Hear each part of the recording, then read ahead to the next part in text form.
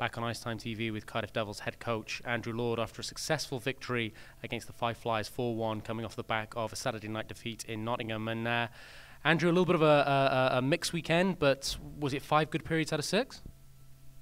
I'd say 4 out of 6. Yeah, I'd say. I don't even want to talk about the first one yesterday. That was. We don't know what that was. And we'll leave it there. It's already forgotten. And today, I thought the second. I thought Fife came out really hard the second. I thought at the same time, obviously, we got into penalty trouble.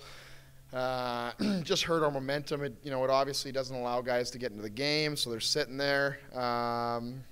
Once we got back to 5-on-5, it was okay. But when you look at how we played in the first and the way we played in the third, and same with the third last night, you can see the difference, and that's our standard. That's what we want to strive for every period. And yeah, good win today, good response.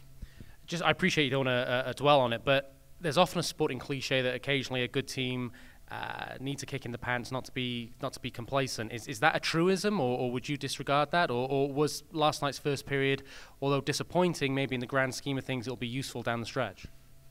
I mean, I think a win would have been more useful, John, but no, it was a huge wake-up call for all of us, myself included. That team came out hard. That was the best we've seen the Nottingham Panthers play this season. And at the same time, it was, arguably the worst I've seen us play this season. So when you put those two factors together, it makes for a pretty ugly period. Loved our compete to come back. We knew we weren't done. I honestly thought we were going to tie that game up. We were so close. It would have made for a very special night. Unfortunately, we didn't do it. Loved the response tonight in the first period. Thought we really got after it.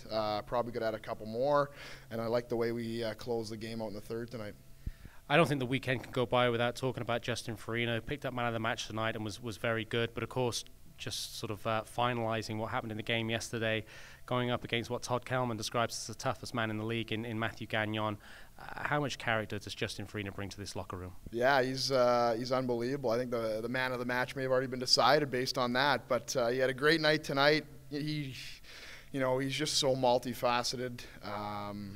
He knew we needed a spark, and he went out and, man, he got the job done last night. And honestly, that changed probably the entire weekend. I honestly felt on the bench when that happened, the boys it just got them going. It just woke us all up, and you saw how close we were to tying that game and forcing overtime. And tonight he was on fire again, moving his feet, finishing checks, getting to the net.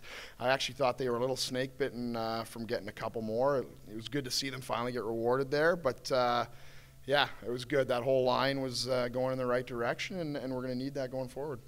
What was noticeable about the Paul Crowder goal at the end, and this is something that Matt Pope has said to me recently, Joey Haddad, and it might seem simple, but you preach to the guys about stopping at the net, not skating past the net, staying with the play, and maybe that was a secondary, maybe even third chance for Crowder there, but he stayed with the play where maybe the Flyers defenseman didn't. Yeah, absolutely. You got to go to the net, you got to stop there, and get your stick free, use body position as well. But it was funny, that third, we had a couple wide open ones, and we decided to miss them, but it was fun to see that one, see crowds get rewarded, and Farina and Haddad get rewarded on that, and good to see him put one home. And that was a huge goal, just the same as the Martin goal a little bit before that.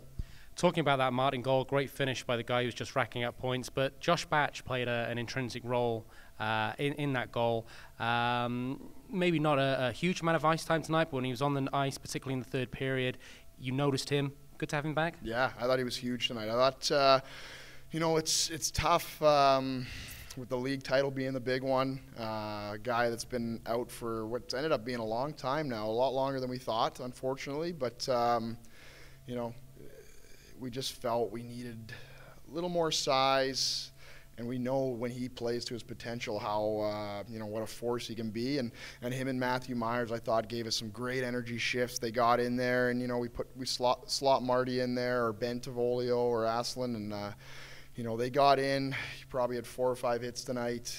He skates great north-south, and I thought he was very, very effective. And I thought on a weekend where maybe we didn't have quite the energy we normally do for, period to period to period, I thought he really gave us a little bit of spark at the right times. Maybe we haven't been able to raise this in interviews too many times this season, but I thought the penalty kill was exceptional tonight. Last time the Flyers were in Ice Arena Wales, they scored a lot of power play goals, particularly getting bodies to the inside position. Tonight, the box was very good. Ben Bounds didn't have a lot of bodies in front of him and minimised those secondary chances. Yeah, I was really excited about that. We know what they did the last time they were in here, and they have some real skill, and they have a good breakout, and they get some good movement in the O-zone there, and they're also diligent about getting pucks and bodies to the net, which is always dangerous when you have a bunch of skilled guys like they do. And the guys worked tirelessly on the PK tonight.